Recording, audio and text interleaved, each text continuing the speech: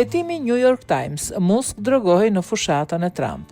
Një hetim i fundit nga prestigjozja New York Times ka hedhur dritë mbi dyshime serioze lidhur me përdorimin e drogës nga Elon Musk gjatë një periudhe të ndjeshme politikisht në Shtetet e Bashkuara të Amerikës. Sipas gazetës, shefi Teslas dhe SpaceX dyshohet se ka përdorur substanca psikodelike si ketamina, ekstazi dhe kërpudhat halucinogjene, madje edhe gjatë ngjarjeve publike në mbështetje të Donald Trump. Burimet e afërta me Musk i kanë thënë New York Times se ai udhëtonte shpesh me një kuti që përmbante rreth 20 pilula të cilat dyshohet se i përdorte rregullisht.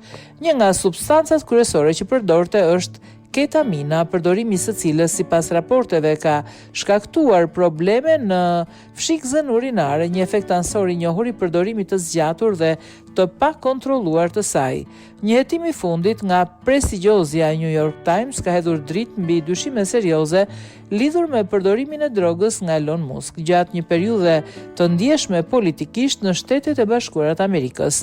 Sipas gazetës, shefi i Teslas dhe SpaceX dyshohet se ka përdorur substanca psikodelike si ketamina, ekstazi dhe kërpudhat halucinogjene, madje dhe gjatë ngjarjeve publike në mbështetje të Donald Trump. Sipas dëshmive të mbledhura, Musk ka eksperimentuar edhe me ekstazi dhe kërpudha halucinogjene në disa raste, duke ngritur shqetësime serioze midis bashkëpunëtorëve të tij më të afërt.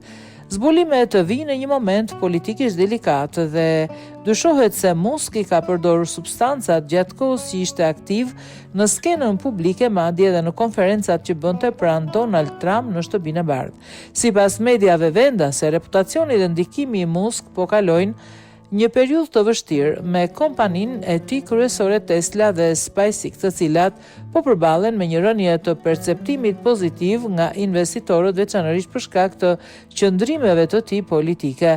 Pavarësisht këtyre akuzave, Elon Musk nuk është hetuar apo akuzuar zyrtarisht për përdorim droge.